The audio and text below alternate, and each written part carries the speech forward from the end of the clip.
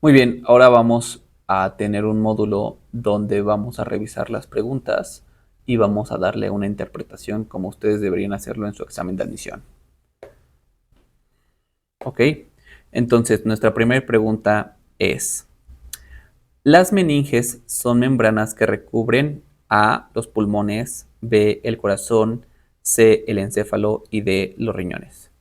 Entonces, los pulmones tienen obviamente su propio recubrimiento, pero no son las meninges, ¿no? Entonces esto hay que cancelarlo. El corazón se le llama pericardio, ¿no? Los pulmones es una pleura, es la pleura que lo recubre, y la respuesta correcta sería encéfalo. ¿Ok? Los riñones están en el abdomen y es un órgano que se considera retroperitoneal. ¿Ok? Siguiente pregunta. ¿Qué hormona regula el metabolismo basal? Tenemos la opción de glucagón, insulina, tiroxina y aldosterona.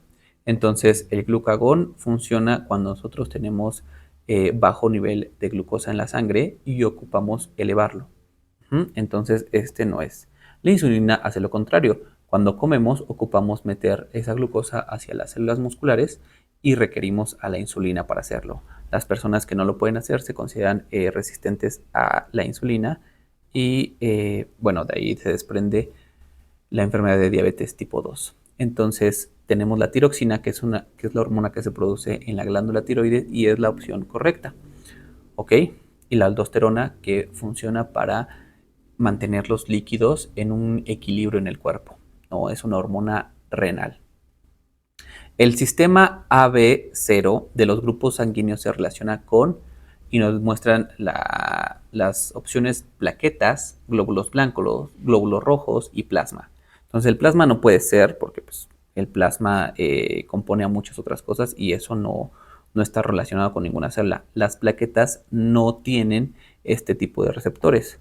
Los glóbulos blancos se hablan de linfocitos, neutrófilos, macrófagos, ¿no? Entonces, en este sentido, tampoco van a ser. Los únicos que nos quedan son los glóbulos rojos y que es el sistema de identificación más utilizado para saber si una persona es compatible al momento de transferir esos eritrocitos en un concentrado eritrocitario, ¿no? O cuando se tiene que hacer una transfusión por una operación.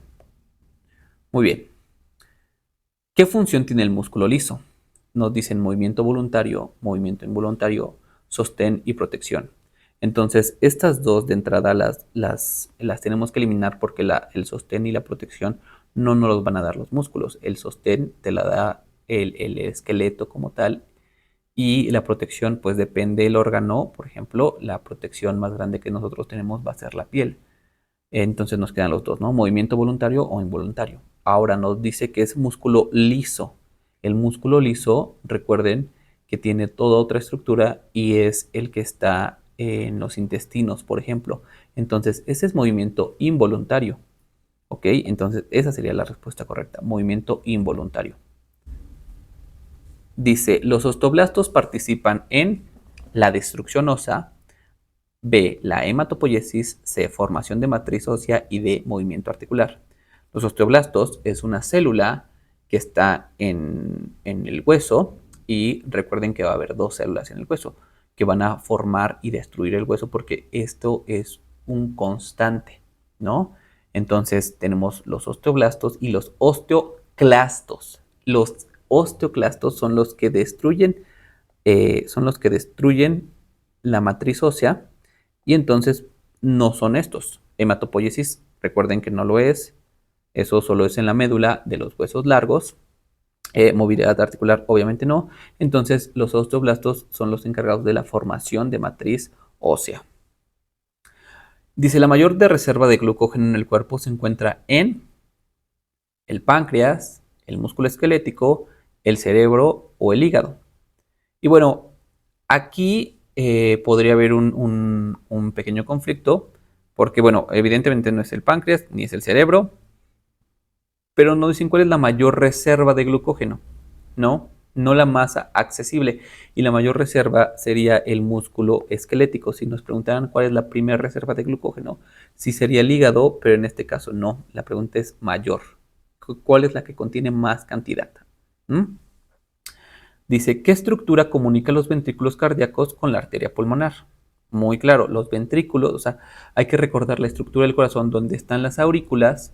Hay unas válvulas que comunican las aurículas con los ventrículos y hay unas válvulas que comunican los ventrículos con el sistema. Entonces, las aurículas que aquí nos marcan derecha y izquierda no pueden ser, ¿no? Está el tabique interventricular que separa a lo que dice interventricular, separa a los dos ventrículos. La única opción posible es la válvula pulmonar. 18. El intercambio gaseoso ocurre en los A, bronquios, B, alvéolos pulmonares, C, bronquiolos y D, pleura. Habíamos dicho que la pleura era la que recubre, entonces esta también se cancela.